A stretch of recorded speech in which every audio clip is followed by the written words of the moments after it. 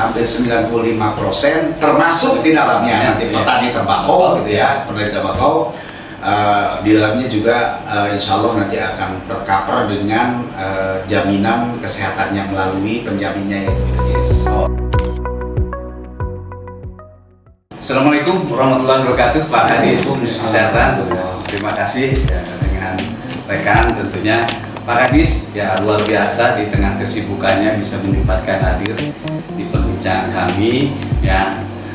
Saat ini kami tengah membuat sebuah kegiatan Pak Kadis ya, kegiatan saya kira kegiatan bagian dari menerjemahkan kebijakan Pak Bupati agar kita lebih teratur, lebih terkonsep ya, lebih terarah terkait dengan pemanfaatan dana bagi hasil cukai tembakau.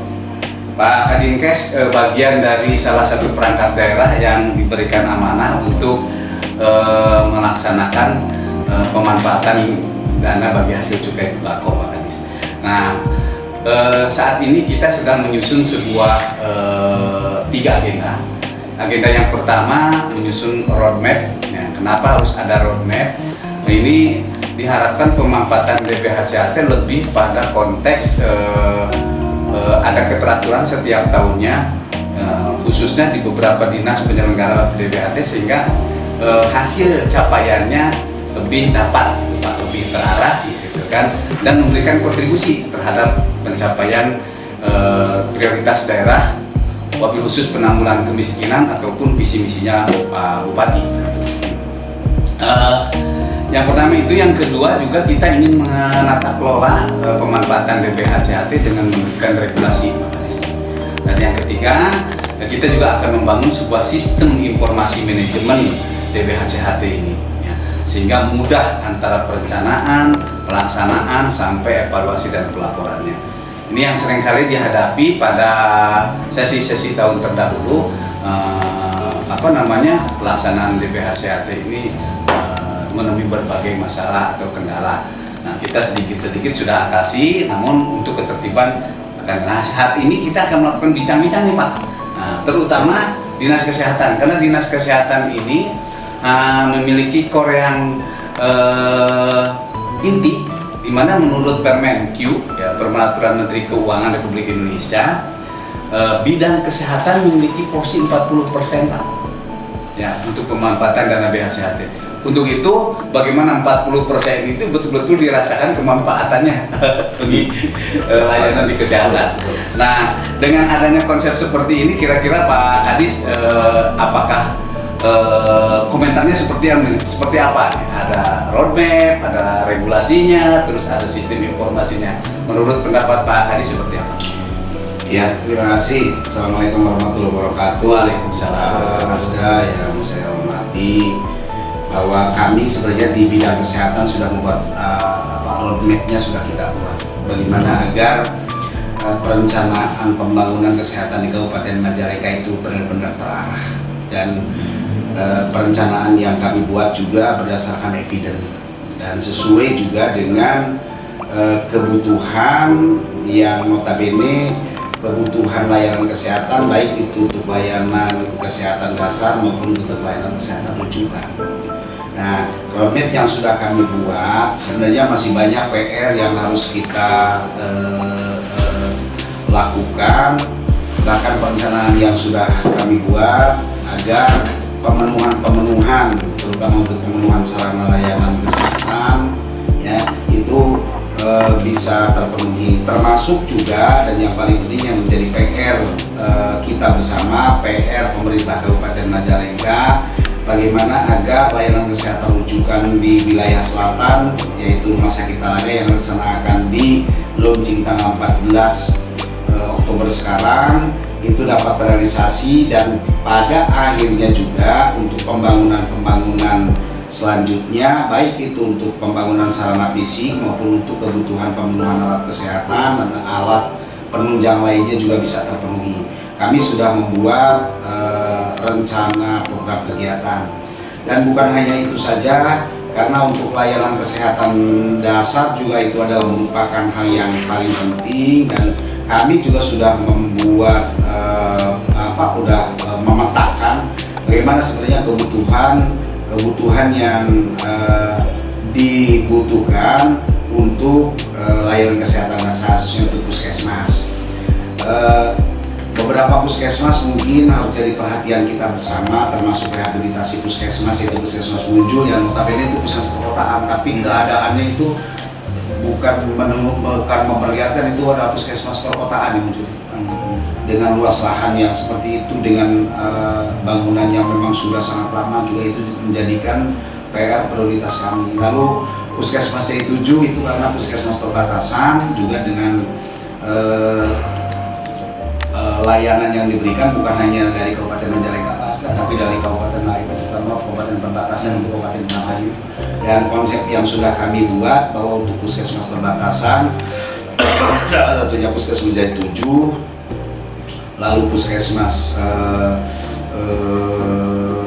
Sumber Jaya yang berbatasan dengan Cirebon, puskesmas Cingambul yaitu yang berbatasan juga dengan Kabupaten Ciamis. Nanti akan dan sudah kami buatkan sebenarnya rencana baik itu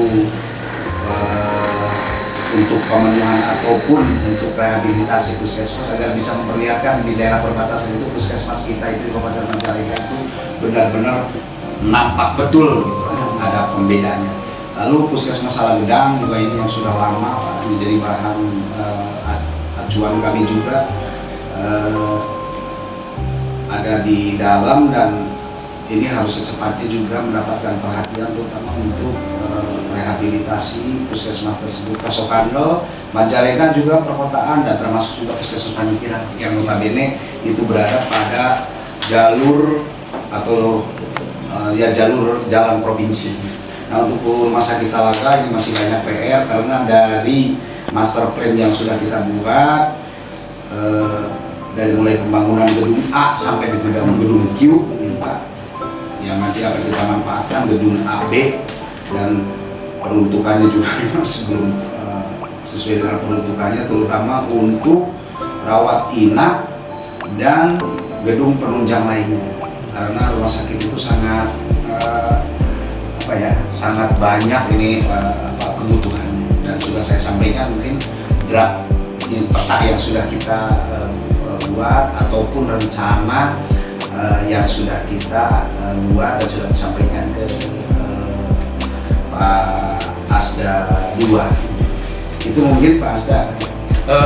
Pak Kadis, saya berarti dengan sekian rencana dan konsep yang sudah dilaksanakan, bahkan konsep ke depannya, nampaknya Pak Kadis sepakat ya bahwa perencanaan jangka 5 tahun itu memang harus disusun ya Pak? Betul, ya. saya sepakat Pak. Ya, biar terarah. Oke. Berikutnya Pak Kadis, izin, apakah ada kekhususan Pak, karena ini pelayanan khusus untuk buruh tani tembakau, petani penggarap atau petani tembakau, ada kekhususankah layanan khusus di kesehatan yang didesain masuk dalam konsep Pak Kadis karena menggunakan dana DBH Sehat?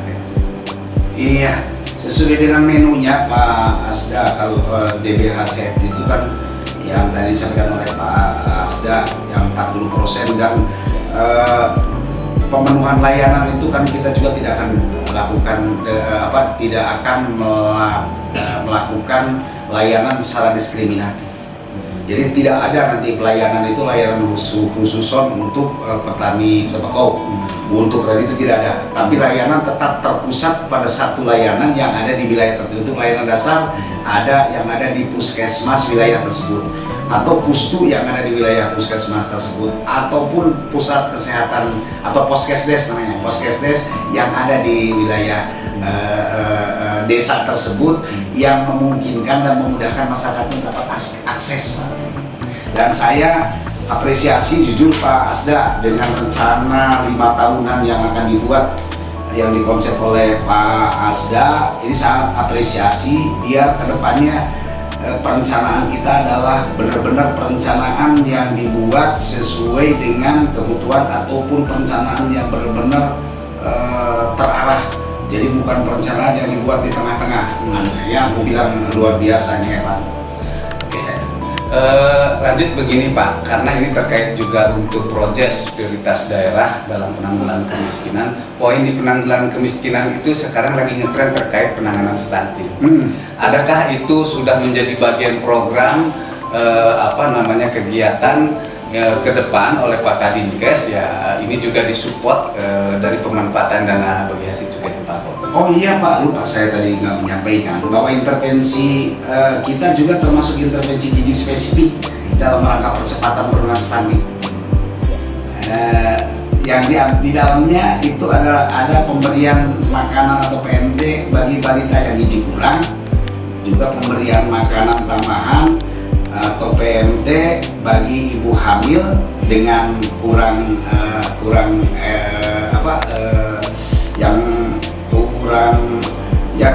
gizi juga lah, sama lah, kurang gizi.